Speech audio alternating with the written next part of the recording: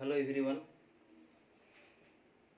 कुछ समय से 2 4 5 दिन से हम वीडियो अपलोड नहीं कर पा रहे थे। इसके पीछे कुछ रीजंस थे, लेकिन अब से आपका कंटिन्यू वीडियो आता रहेगा ताकि आपके स्टडी में किसी भी प्रकार की बाधा न आए। आपको याद होना चाहिए कि हम 3.1 और 3.2 एंड 3.3 इन तीनों एक्सरसाइज को करवा चुके हैं, एक्सेप्ट 3.2 के कुछ क्वेश्चंस रह गए हैं। कंप्लीटली 3.1 एंड 3.3 सॉल्व करवा दिया गया है। 3.2 जो एक्सरसाइज है उसके जो बचे हुए क्वेश्चंस हैं उनका सॉल्यूशन हम इस वीडियो में देंगे। 3.2 का 19 नंबर क्वेश्चन है। फर्स्ट ऑफ ऑल, मैट्रिक्स का अगर कोई लैंग्वेज वाला क्वेश्चन रहता है, ध्यान से सुनिएगा। अगर कोई लिखित क्वेश्चन है, लैंग्वेज टाइप क्वेश्चंस हैं मैट्रिक्स के अंदर में, तो जब उसको सॉल्व करना होगा तो तुम रिजल्ट पे ध्यान दोगे कि जो रिजल्ट आए वो 1/1 मैट्रिक्स का रिजल्ट 1/1 मैट्रिक्स का होना चाहिए। क्यों? क्योंकि मान लो कोई दुकानदार कोई सामान बेच रहा है, तो बोल रहा है क्वेश्चन कि टोटल कितना का वो बेच पाया, कितना अमाउंट का उस बेच रहा है, ये फाइंड करना है। और मान लो आपका मैट्रिक्स आ गया वैल्यू 246,000, तो क्या बोलोगे? 2 रुपया का बेच रहा है कि 4 का बेच रहा है कि 6 का बेच रहा है कि 1000 का बेच रहा है? तो इसमें जो है पकड़ने में प्रॉब्लम क्रिएट हो रहा है। Which value is correct value? So अगर 1/1 मैट्रिक्स रहता है तो एक सिंगल वैल्यू गेट करोगे, लाइक दिस। यहाँ पे हम देखेंगे सिंगल वैल्यू है, तो ये सिंगल वैल्यू 1/1 है। मैट्रिक्स का साइन है, कुल एक ही टोटल नंबर है, 2,10,000 माइनस 2x/100। तो ये सिंगल मैट्रिक्स है। इस टाइप का अब यू रहेगा एक 1/1 का, तो जैसे आ गया 1000। दुकानदार कितना का इन्वेस्टमेंट किया है अपने दुकान में, सपोर्टेड क्वेश्चन बोल रहा है, तो बस सिंगल वैल्यू दिख रहा है तो 1000 आंसर हो जाएगा। तो हम चल रहे हैं सेकंड क्वेश्चन पे। क्वेश्चन नंबर 19, 3.2 का क्वेश्चन नंबर 19 सॉल्यूशन कर दिया गया है, बस समझाया जाए। किसी व्यापार संघ के पास 30,000 रुपयों का कोष है। टोटल 30,000 रुपया का कोष है फंड में, ठीक। इन्वेस्टेड ये जो है ये सेविंग डिपॉजिटेड है, ठीक, जिसे दो भिन्न प्रकार के बॉन्डों में निवेशित करना है। दो तरह के बॉन्ड में निवेश करना है। प्रथम बॉन्ड पर 5%, फर्स्ट बॉन्ड पे 5% का इंटरेस्ट मिल रहा है, ब्याज मिल रहा है, और द्वितीय बॉन्ड पे, सेकेंड बॉन्ड पे 7% का इंटरेस्ट मिल रहा है, ठीक है।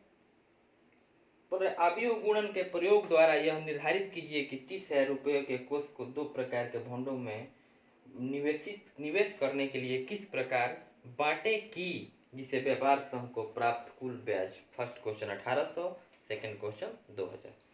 तो प्रथम बॉन्ड में निवेशित अमाउंट मान लिए x रुपये। मान लिया कि पहले बॉन्ड में 100 रुपया निवेश कर रहा है, ठीक है। तो दूसरे बॉन्ड में टोटल, जैसे मान लीजिए आपके पास टोटल है 100 रुपये। दो आदमी को तुम बांटना चाहते हो। पहले आदमी को तुम 30 दिए, तो दूसरे को कितना देना पड़ेगा? 100 माइनस 30, 100 माइनस 30 करेंगे तब ना 70 होगा, फिर ऐड करेंगे तो 100 हो जाएगा। सो इसी प्रकार टोटल अमाउंट तो 30,000 है। पहला बॉन्ड में 100 रुपया निवेशित किया, तो दूसरे बॉन्ड में 30,000 माइनस 100 हो जाएगा। ये invested amount in first bond and invested amount in second bond is 30,000 minus x and invested amount in first bond is x। प्रथम बॉन्ड में 100 रुपया निवेश कर रहा है मान लिया, तो द्वितीय बॉन्ड में 30,000 माइनस 100 हो जाता है। इससे एक मैट्रिक्स बनाओ, और मैट्रिक्स ऐसे बनाना, दोनों इन्वेस्टेड अमाउंट है, तो x 30,000 माइनस x। तुम क्वेश्चन करोगे सर इसको ऐसे काहे नहीं लिखे हैं? ये मैट्रिक्स 1/2 का है, ये जो हम बनाए हैं A। सर 2/1 2/1 का क्यों नहीं बनाए? क्योंकि 2/1 का बनाओगे तो फिर मल्टीप्लाई करोगे तो 1/1 का नहीं आ पाएगा। और यहाँ पर ब्याज से जो interest, matrix B from interest लिखना होगा इंग्लिश मीडियम वालों को, तो लिखिएगा मैट्रिक्स बी फ्रॉम इंटरेस्ट 5% 7%। तो फर्स्ट मैट्रिक्स कितना है? ए 1/2, सेकेंड 2/1। ये जानबूझ के लिया गया है ताकि हम मल्टीप्लाई हो पाएगा और 1/1 का मैट्रिक्स गेट करें, क्योंकि सिंगल वैल्यू जब तक नहीं आएगा तब तक हम अलजेब्रा ऑफ मैट्रिक्स के लैंग्वेज वाले क्वेश्चन को आगे नहीं सॉल्व कर सकते। तो आगे कुल वार्षिक ब्याज। अब जैसे मान लो तुम कहीं पर दे दिए 100 रुपया 7% पर, यहाँ पर एनुअल इंटरेस्ट है, मान लो ये मंथली इंटरेस्ट होता है, इसका मतलब 107 रुपया मिलेगा ना जी। 107 रुपया क्या मिलेगा? इंटरेस्ट मिलेगा मंथ के लास्ट में। उसी तरह से ये कुल वार्षिक ब्याज ए भी निकाल, दोनों मल्टीप्लाई कर रहे हैं, तो एक्स का 5%, फर्स्ट रो गौर कीजिएगा, X 30,000 minus X 5% 7%, first row first column, इतना इंटू इतना प्लस इतना इंटू इतना, यही काम यहाँ पे किया गया, मल्टीप्लीकेशन ऑफ मैट्रिक्स। ओके, तो कुल तो ब्याज हो गया, एक्स का 5% और 30,000 माइनस एक्स का 7% निकाल के जोड़ देंगे तो दोनों बॉन्ड, ये इस बॉन्ड का है, ये सेकंड बॉन्ड का है, ऐड कर दिए, कुल हो गया, टोटल ब्याज हो गया, टोटल इंटरेस्ट हो गया, एनुअल इंटरेस्ट है, ध्यान दीजिए। परसेंटेज का साइन हटा, डिवाइडेड बाय 100, परसेंटेज का साइन रिप्लेस किए, डिवाइडेड बाय 100, एलसीएम लिए, ये 7 अंदर गया तो 30 में 7 में गुणा कीजिएगा 2,10,000 आएगा। x में 7 से 7x हो गया, 5 में 1 से 5x हो गया, 100 का एलसीएम 100 हो गया, 100 कैंसिल हुआ, यहाँ पर 100 कैंसिल हो गया और यहाँ पर 100 कैंसिल हो गया। तो एक कैलकुलेशन थोड़ा डायरेक्ट कर दिए हैं, 5x में से 7x गया -2x कर दिए हैं और 2,10,000 जो कहते हैं लिखते हैं। ये सिंगल आबीयू हो गया। अब सिंगल आबीयू हो गया, ए नंबर क्वेश्चन में कह रहा है टोटल इंटरेस्ट जो है वो 1,800 रुपये आ रहा है, ये भी कुल वार्षिक ब्याज है, ये भी 1,800 कुल वार्षिक ब्याज है। प्रश्न से फ्रॉम क्वेश्चन 2,10,000 माइनस 2x बटा में 100 बराबर 1,800।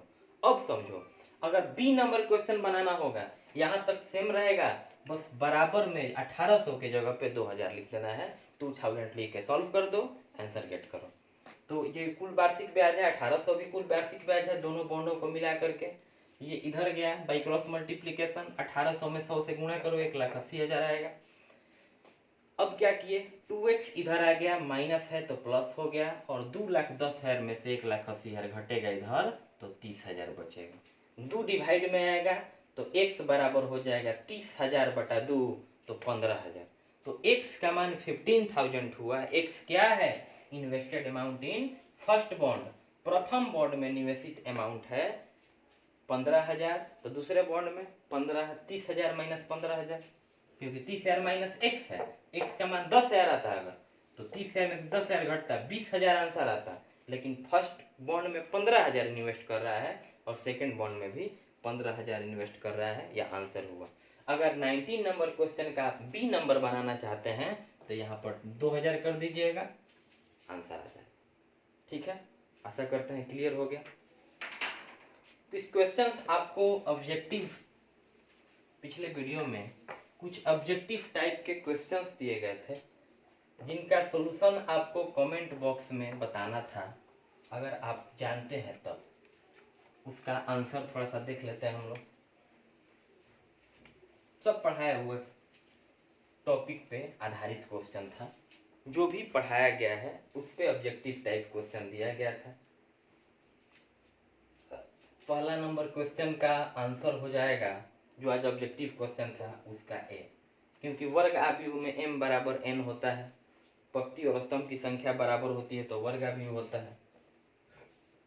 सेकंड नंबर क्वेश्चन में हमको याद नहीं आ रहा, बस ऑप्शन हम देख रहे हैं, अगर m बड़ा होता है n से, यहाँ पे सब एग्जाम्पल ले लेना है, 1 2 3 4 5 6, ये क्या देख रहे हो, 1 2 2/3 का हो गया, ये m है ये n है, m छोटा होगा n से तो उदग्र आव्यूह होगा। ठीक है, सॉरी, m छोटा होगा n से तो क्षैतिज आव्यूह होगा, ये हॉरिजॉन्टली है। 1 2 दो पंक्ति हो गया, 1 2 3 2/3। तो इसमें क्या देख रहे हो, number of row is less than number of column, तो क्षैतिज आव्यूह हो जाएगा। तो दूसरा नंबर का हो जाएगा डी, ये शायद उदग्र आव्यूह वाला है। हमको क्वेश्चन नहीं, बस ऑप्शन लिख वीडियो देख करके ऑप्शन हम कौन होगा बस ये बता रहे हैं आपको। थर्ड का हो जाएगा बी, इसे आप मैच कराइएगा कि आप सही सॉल्व किए हैं गलत सॉल्व किए हैं। 4 नंबर का भी आंसर हो जाएगा बी है कि डी है, बी। एंड 5 नंबर का आंसर हो जाएगा सी, 6 का बी, 7 का ए एंड 8 का डी। तो ये हम लोगों का जो आज ऑब्जेक्टिव क्वेश्चन दिया गया था उसका आंसर है। जहाँ कहीं प्रॉब्लम होगा तो हमसे पूछिएगा कमेंट में, वहीं पे रिप्लाई में आंसर दे दिया जाए। ठीक है, आगे चल रहे हैं।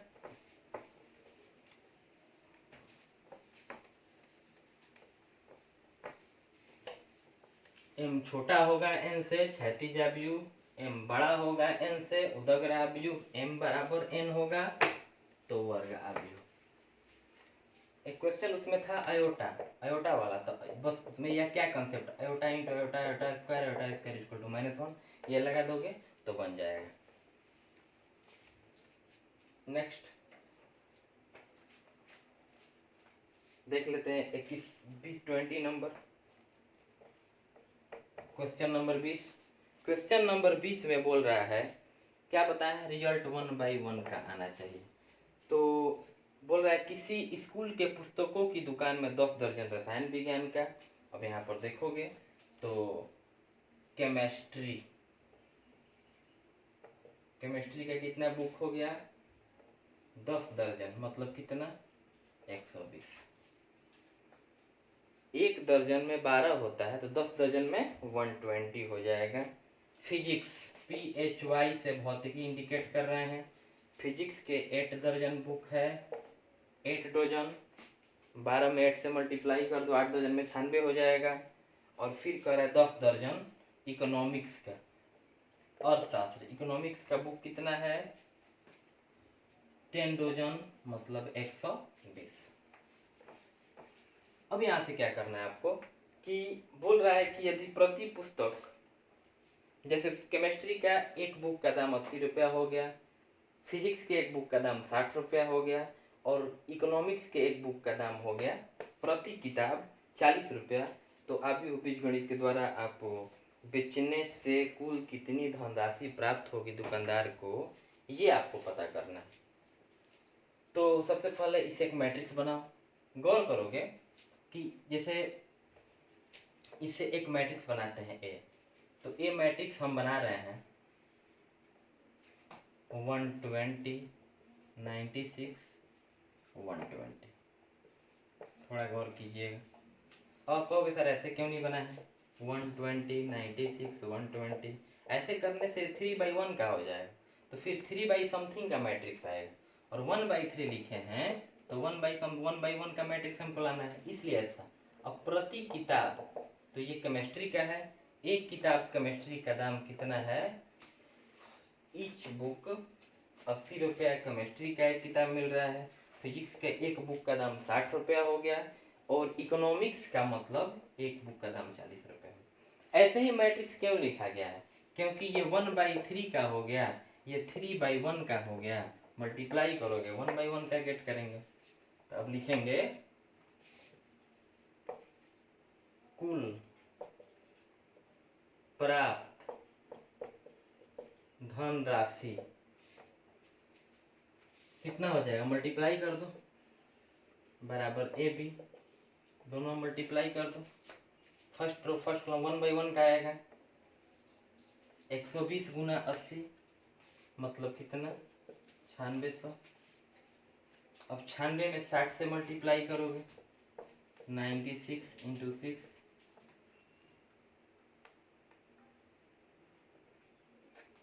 5760 5760 और फिर 120 में 40 से बच्चों को 48 तो हो जाएगा 48। First column first element plus second element plus third element तो ऐड करेंगे तो कितना आएगा, ले लेते हैं यहाँ से 0 0 0 0 हो गया, 0 6 0 6 हो गया, 8 8 7 15 15 15 6 21 2 कैरी हो गया, 2 हासिल हो गया, 4 5 9 9 6 15 और 2 17।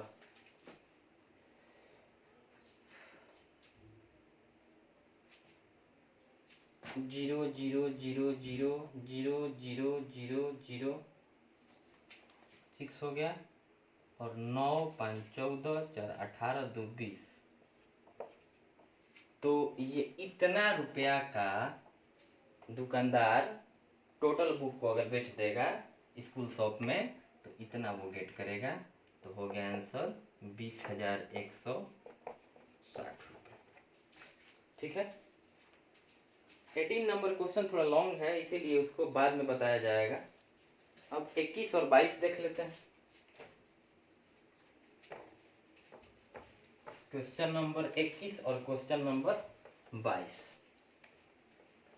इसमें मल्टीप्लिकेशन का आपको कंसेप्ट लगाना बहुत जरूरी है कि मल्टीप्लिकेशन ऑफ टू मैट्रिसेस का कंसेप्ट क्या है। हम क्या बताए थे पिछले वीडियो में, अगर x बाई वाई का एक मैट्रिक्स है और एक मैट्रिक्स p बाई क्यू का है, अगर फर्स्ट का कॉलम और सेकंड का रो इक्वल होगा तो मल्टीप्लाई पॉसिबल होगा। ये बात को ध्यान देना। पहला का स्तंभ और दूसरा का पंक्ति बराबर होगा तभी गुणा होगा और x बाई क्यू का हम आव्यूह प्राप्त करेंगे। चलते हैं क्वेश्चन 20 और 21 और 22 बनाने से पहले इंस्ट्रक्शंस को लिख लेते हैं। x आव्यूह है, y आव्यूह है, z आव्यूह है, w आव्यूह है और p आव्यूह। ये 5 तरह के मैट्रिक्स दिए हुए हैं। आव्यूह x की कोटि कितनी है तो 2/n। बुक में देखोगे y की जो कोटि है ऑर्डर है वो 3/k 3/k।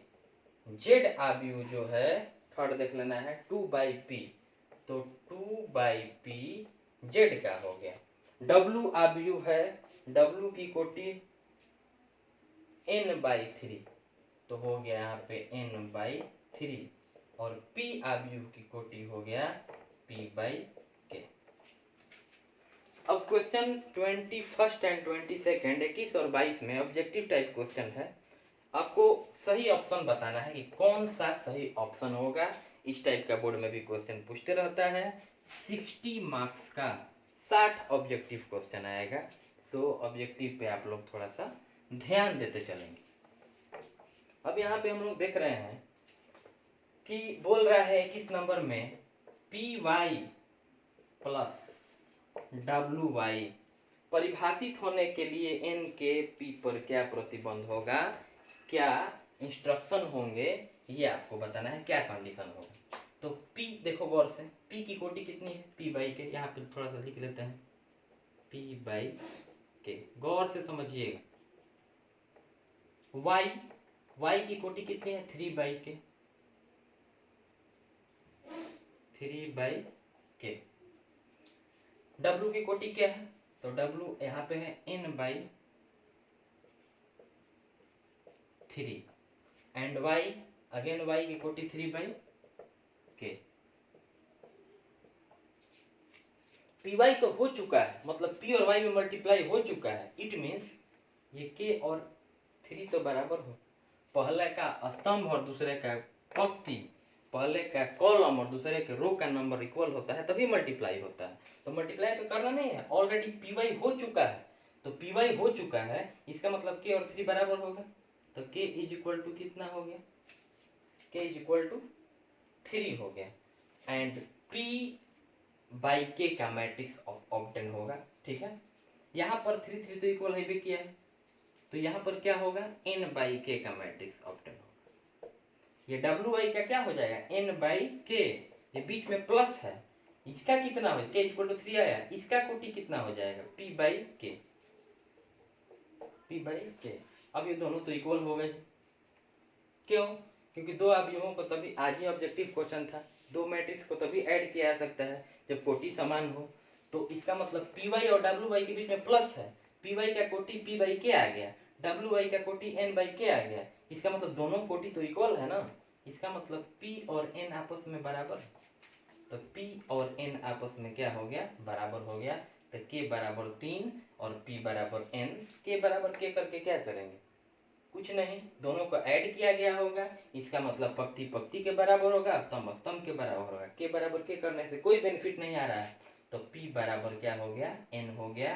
तो ये ऑप्शन नंबर आपका कहाँ दिख रहा है, तो P बराबर N और K बराबर 3, ऑप्शन नंबर ए। तो ये हम लोगों का 21 नंबर क्वेश्चन का आंसर हुआ। 22 नंबर क्वेश्चन को देख लेते हैं। 22 नंबर क्वेश्चन क्या बोल रहा है, 22 नंबर क्वेश्चन आपका बोल रहे हैं n बराबर p, गेट भी किए हैं यहाँ पर, n बराबर p 7x 7x minus 5z का कोटि बताना है। इस 7x माइनस 5z की कोटि क्या होगी, इससे पहले आप ध्यान दीजिएगा, ये आव्यूह लिख रहा है 2 3 4 5, मान लो ये आव्यूह a दिया हुआ, इसकी कोटि क्या है 2/2, because number of row is 2 and number of column is 2, therefore the order of matrix A is given by 2/2, तो 2/2 का अवयव हो गया। अब यहाँ पर now we are going to multiply by a constant term with matrix A। क्या कर रहे हैं कि एक मैट कोई जैसे मान लो 7 है तो 7 से मल्टीप्लाई करो, 7 से मल्टीप्लाई कर रहे हो अवयव A में, तो यहाँ पर हो जाएगा 14 21 28 35, तो इसका ऑर्डर कितना है ए का 2/2, उसमें किसी अचर से कांस्टेंट टर्म से मल्टीप्लाई कर रहे हैं, फिर भी उसके कोटि पर कोई प्रभाव पड़ रहा है, तो बोलोगे सर नहीं, क्योंकि पहले वाला मैट्रिक्स भी 2/2 का है, और जो गेट किए 7a वो भी मैट्रिक्स 2/2 का है, इसका मतलब किसी अवयव में किसी अचर पद से गुणा करने पर उसके कोटि पर कोई प्रभाव नहीं पड़ता है।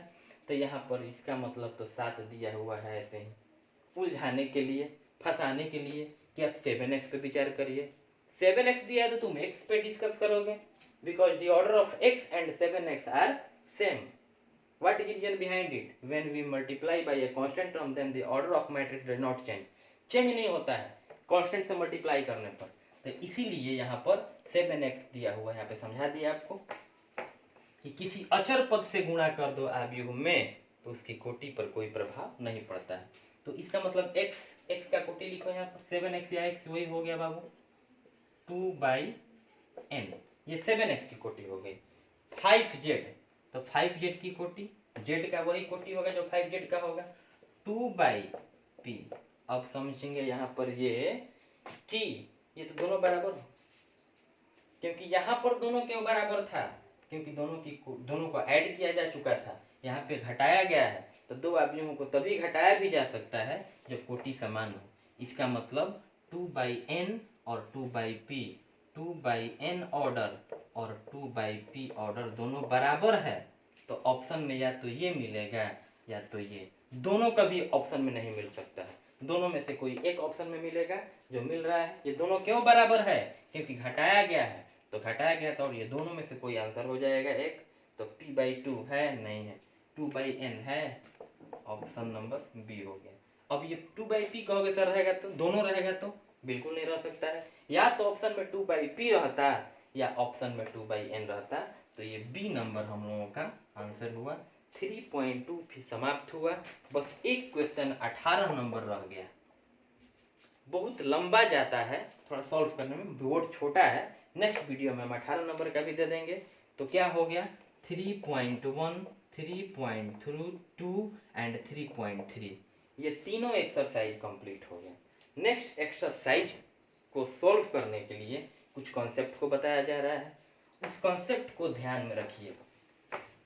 ये ऑब्जेक्टिव टाइप का क्वेश्चन 2 बार 3 बार स्किप कर करके बैक कर करके खुद से अपने कॉपी पे प्रयास करके करते रहिए। एक तरफ से अब मैट्रिक्स का चलते रहेगा, तुरंत हम सेकंड चैप्टर का भी वीडियो बनाने वाले हैं। ITF इनवर्स ट्रिगोनोमेट्रिक फंक्शन बहुत टफ चैप्टर है और अच्छे से आपको समझ में आएगा। इससे बेनिफिट क्या होगा कि इसके बाद हम लोग कैलकुलस की तरफ बढ़ सकते हैं, क्योंकि विदाउट इनवर्स ट्रिगोनोमेट्रिक फंक्शन समझ में अगर नहीं आता है आपको तो फिर कैलकुलस समझ नहीं पाओगे अच्छे से। अगला टॉपिक है सारणिक डिटर्मिनेंट्स।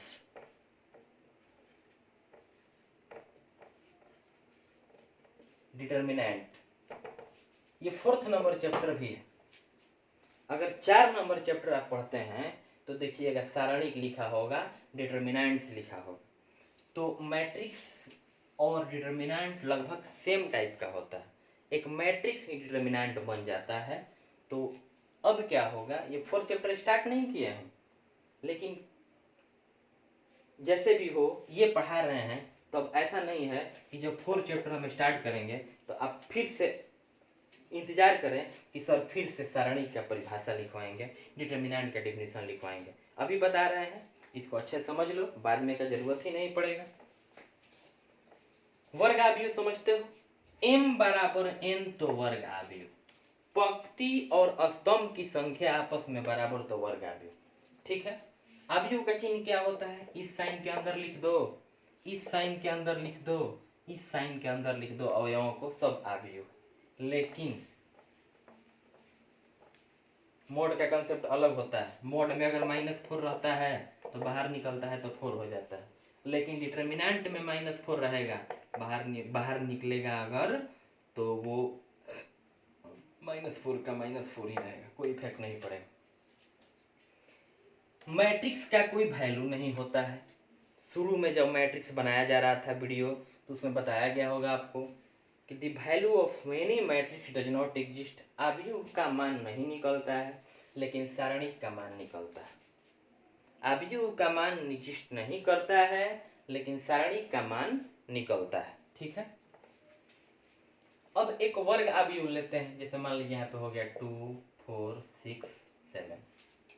अब इस वर्ग आव्यूह को अगर इस चिन्ह के अंदर लिखते हैं, बोल तो सकते हैं मोड, लेकिन मोड का कंसेप्ट नहीं लगेगा इसमें, क्योंकि मोड के अंदर तो सिंगल वैल्यू रहता है, यहाँ पर तो 4 मान है। तो ये 2/2 का वर्ग आव्यूह था, लेकिन अब ये तो आव्यूह का साइन है नहीं, तो इसको हम लोग बोलेंगे सारणिक। जैसे मान लीजिए यहाँ पे दिया हुआ है 1 2 3 4 5 6 7 8 0। ये क्या है, डिटर्मिनेंट। डिटर्मिनेंट को भी कैपिटल ए से इंडिकेट कर सकते हैं, कोई कैपिटल बी भी लिख सकते हैं, कोई दिक्कत नहीं है। जो सारणिक का मान तो एग्जिस्ट करता है, सारणिक का मान तो निकलता है, तो उसके मान को बड़ा डेल्टा से सूचित किया जाता है। ये कहीं पर आप लोग लिख लीजिए, सारणिक के मान को डेल्टा से सूचित किया जाता है। The value of determinant is given by delta. Okay, तो कैसे परिभाषा लिखोगे, वर्ग आव्यूह के अवयवों को इस चिन्ह के अंदर लिखने पर सारणिक बन जाता है। तो लिखिए तो हिंदी मीडियम वाले, वर्ग आव्यूह के अवयवों को, वर्ग आव्यूह के अवयवों को चिन्ह इतना में लिखने पर सारणिक बन जाता है। ठीक है, इंग्लिश मीडियम वाला लिख सकते हैं, if elements of a square matrix are right in the sign of itna, if elements of a square matrix are right in sign of itna, then determinant is formed. Okay, the value of determinant is given by delta। Determinant के मान को delta से सूचित किया जाता है। ठीक है, सारणिक का अपना मान होता है, लेकिन आव्यूह का मान नहीं होता है, ये आप लोग नोट में लिख लीजिए। नेक्स्ट वीडियो में आपको बताया जाएगा how to find the value of determinant, कैसे सारणी का मान ज्ञात करते हैं। तब तक के लिए थैंक यू।